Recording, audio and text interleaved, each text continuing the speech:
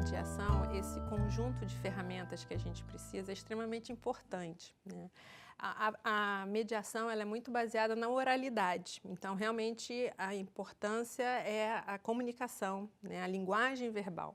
Mas a gente também tem que prestar atenção na linguagem não verbal, porque ela diz muito para a gente, né? E o mediador precisa ter essa sensibilidade para perceber que um gesto pode ter um significado, né? A permanência em silêncio pode ter um significado. Então, a linguagem não verbal, ela precisa caminhar junto com a linguagem verbal.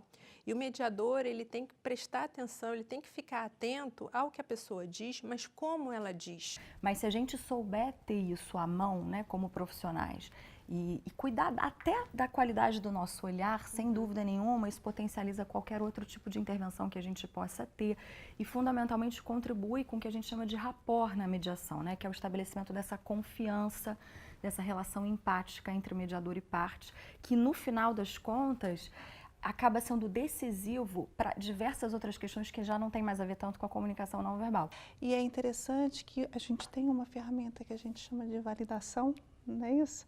E a própria validação, ela é uma ferramenta muito própria, que é utilizada dentro da mediação, que é um momento onde a gente vai construindo essa confiança, não só, né, das partes em relação ao mediador, dos medianos em relação ao mediador, mas também dos medianos entre eles, né? Muitas vezes a gente observa que os próprios medianos ficam nessa colonização do discurso, né? Ficam só trazendo aqueles pontos e é um rebate aquilo. É importante, né, para eles, muitas vezes, naquele momento, só falar sobre aquilo, mas a mediação também não caminha. Então, o mediador ele também tem que perceber quando começa essa colonização do discurso, porque se as partes comentam sobre aquele ponto é importante, só que muitas vezes não é só aquilo, né? Então, o que está por trás disso também, o que o mediador precisa observar, que ferramentas o mediador precisa utilizar para conseguir, junto com as partes,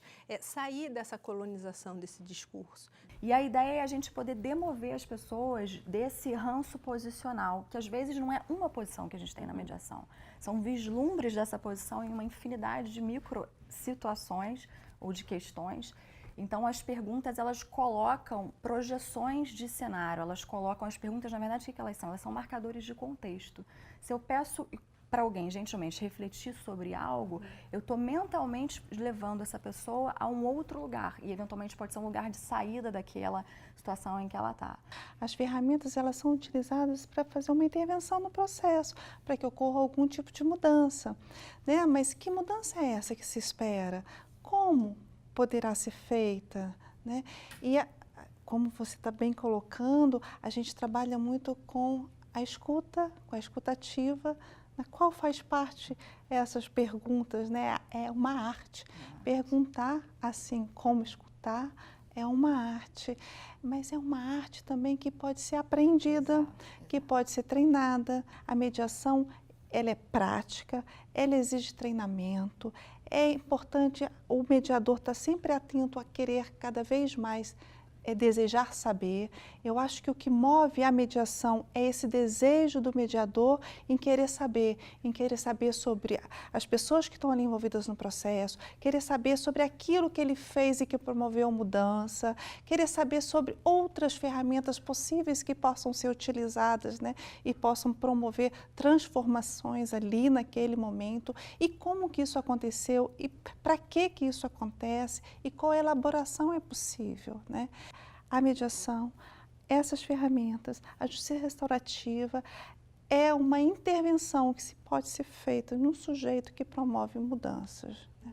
E eu acho também que assim, o mediador, ele quer exatamente, ele tem esse querer saber, que eu acho que é para ajudar as partes a construir exatamente essa relação duradoura, né? E por que isso?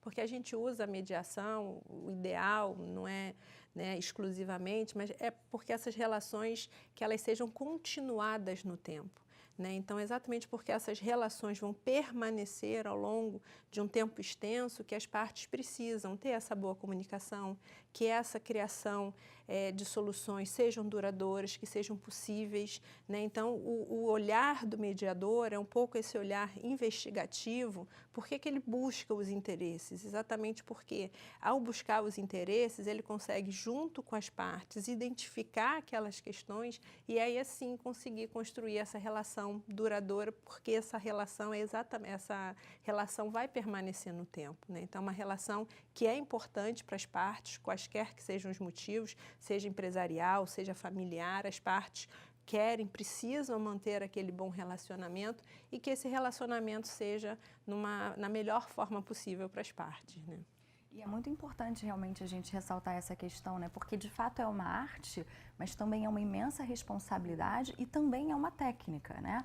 E assim, essa técnica, ela é aprendida de fato, como foi comentado, né? E é muito importante porque as pessoas, né, muitas vezes se perguntam, eu tenho um problema, eu vou conseguir negociar, ou então se questionam por que uma negociação foi infrutífera.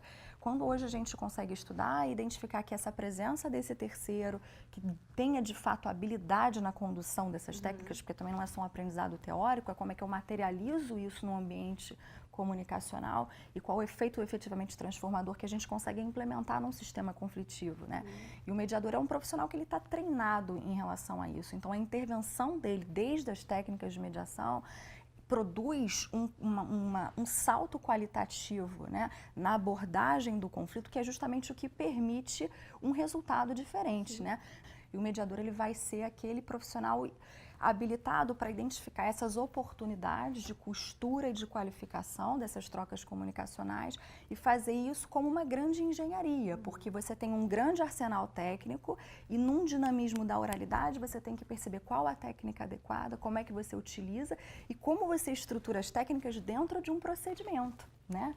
Porque não se fala tanto no Brasil, diferentemente do exterior, que se fala mais de procedimento interno da mediação, mas a minha visão é a gente trabalhar o conjunto de ferramentas técnicas dentro de um procedimento interno, que não precisa ter grandes linhas demarcadoras, mas que tem um modus operandi, tem uma lógica de sentido, né?